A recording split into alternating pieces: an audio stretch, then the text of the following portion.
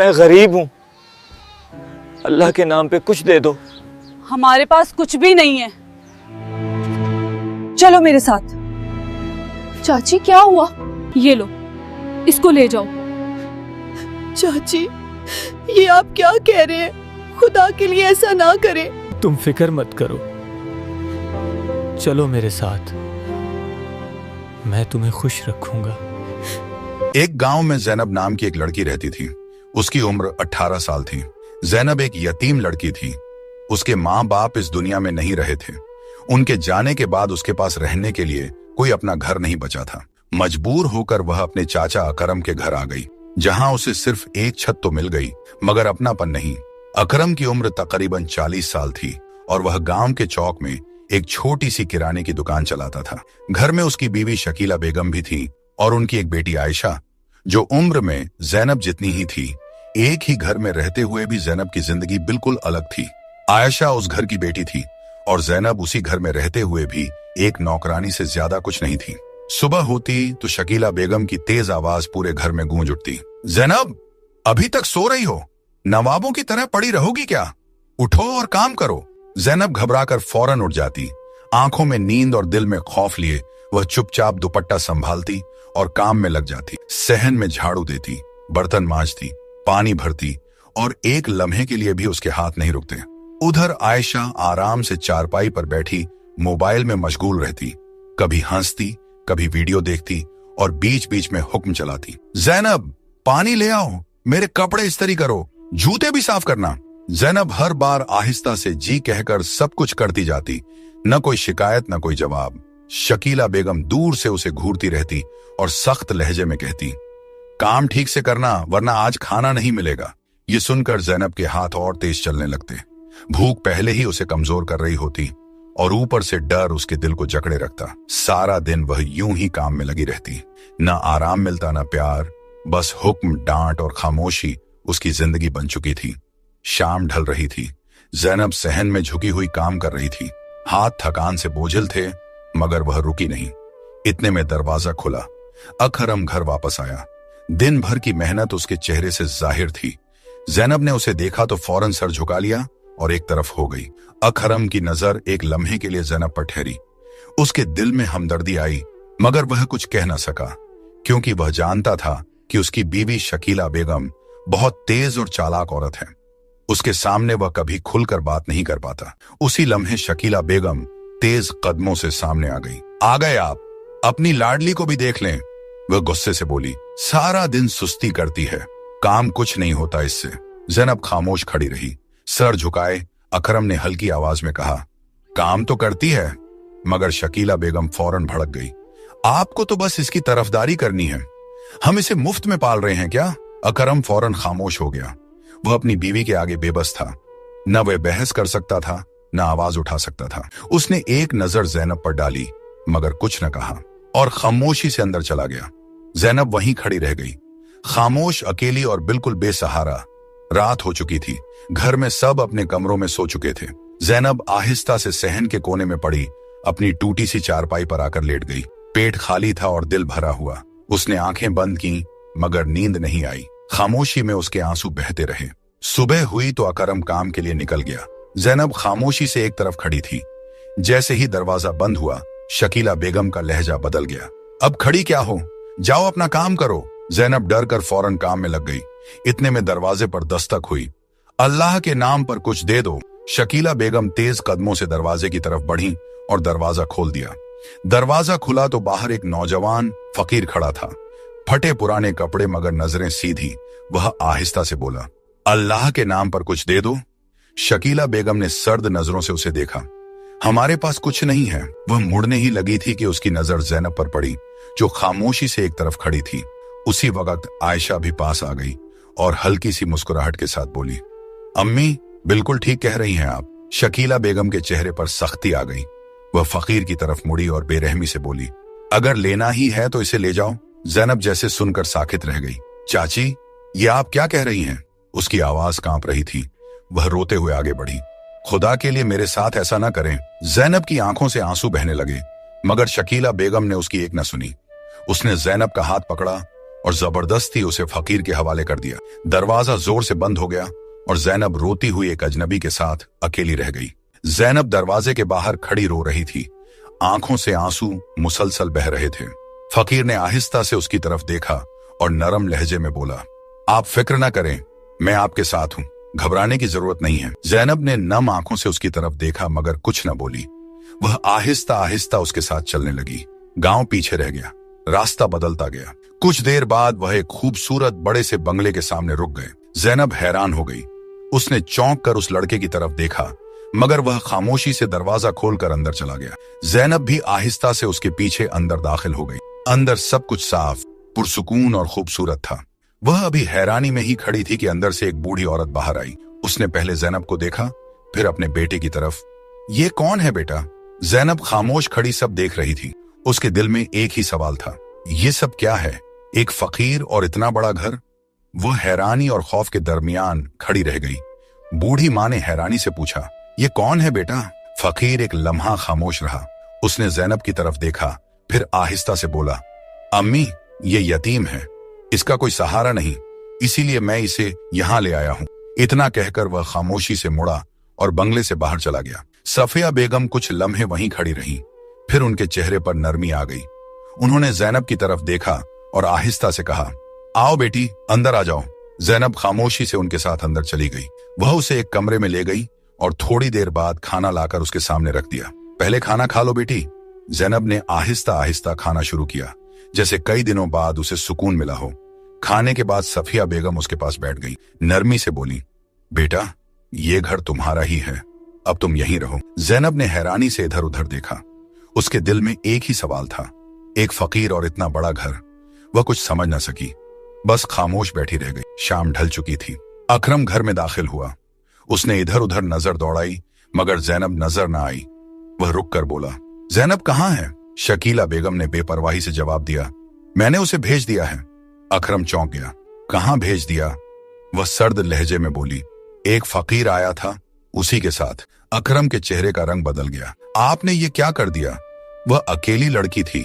शकीला बेगम ने सख्ती से कहा, मुझे सब मालूम है क्या करना है।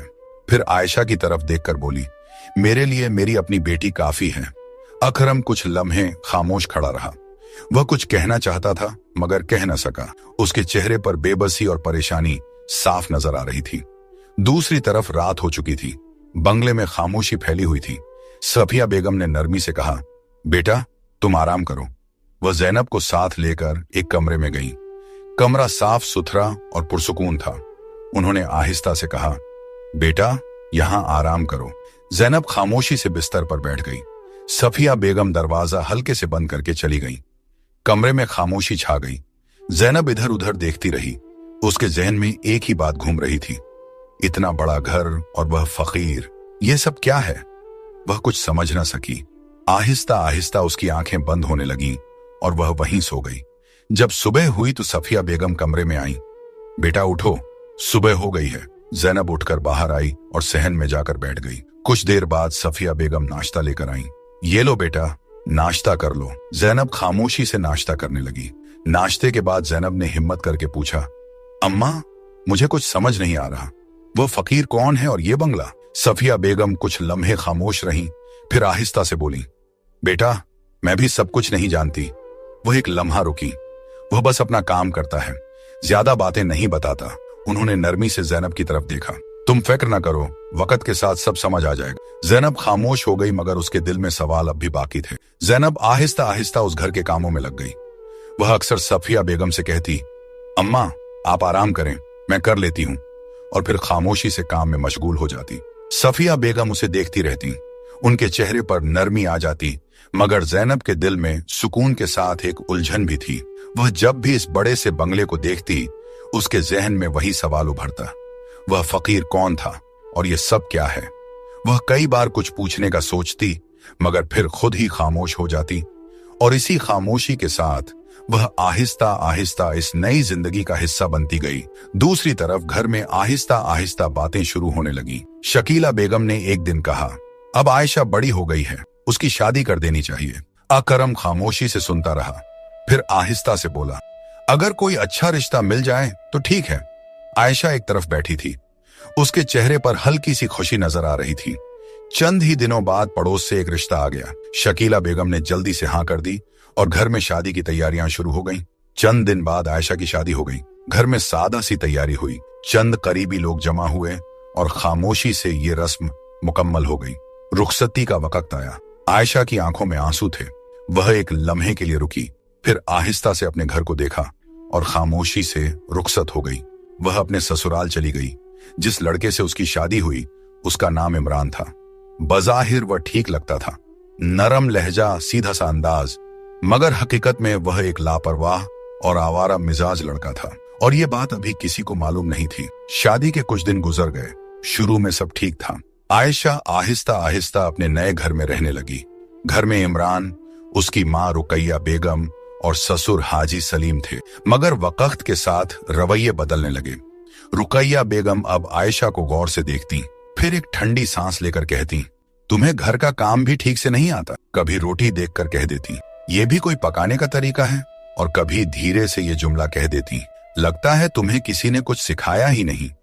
उनके अल्फाज ज्यादा नहीं होते थे, मगर दिल पर असर छोड़ जाते थे। उधर इमरान भी बदलने लगा था। वह अक्सर देर से घर आता और आते ही खामोशी इख्तियार कर लेता। आयशा से बात करना जैसे उसके लिए जरूरी ही न रहा हो। घर में होते हुए भी एक फासले का एहसास रहता। आयशा सब कुछ खामोशी से सहती रही और दिल ही दिल में यही सोचती रही कि शायद वक्त के साथ सब ठीक हो जाए। दूसरी तरफ कुछ महीने गुजर गए। जैनब अब उस घर के काम संभालने लगी थी और खामोशी से सफिया बेगम का हाथ बटाती रहती, मगर उसके दिल के सवाल अब भी वैसे ही थे। एक रात दरवाजे पर हल्की सी दस्तक हुई। जैनब ने दरवाजा खोला और एक लम्हे के लिए रुक गई। सामने वही फकीर खड़ा था, उसी सादे हाल में। वह कुछ कहे बगैर अंदर आ गया। सफिया बेगम के चेहरे पर सुकून आ गया। आ गए बेटा। रात खामोशी में गुजर गई। न उसने कुछ बताया, न किसी ने कुछ पूछा। जैनब सारी रात उलझन में रही। ये सब क्या है? जब सुबह हुई तो वही फकीर उठा। सफिया बेगम नाश्ता ले आईं। वह खामोशी से नाश्ता करने लगा। फिर उसने अपनी मां की तरफ देखा और आहिस्ता से कहा, अच्छा अम्मा, मैं चलता हूं, और बिना कुछ कहे वहां से चला गया। जैनब दरवाजे पर खड़ी उसे जाता देखती रही। उसके दिल के सवाल अब और भी बढ़ गए थे कि आखिरकार ये फकीर कौन है। जैनब आहिस्ता आहिस्ता अंदर आई। उसके चेहरे पर उलझन साफ नजर आ रही थी।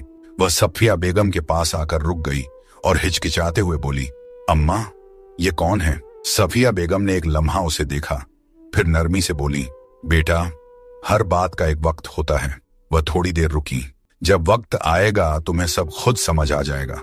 अभी परेशान होने की जरूरत नहीं है। जैनब खामोश हो गई, मगर उसके दिल को तसल्ली न मिली। वह कुछ समझ न सकी। ये सब क्या है? वह फकीर कौन है? ये सवाल उसके दिल में वैसे ही रह गए। दूसरी तरफ वक्त के साथ आयशा के लिए हालात बदलने लगे। रुकैया बेगम का रवैया सख्त हो गया और इमरान भी बात बात पर नाराज रहने लगा। घर का माहौल बोझिल हो गया था।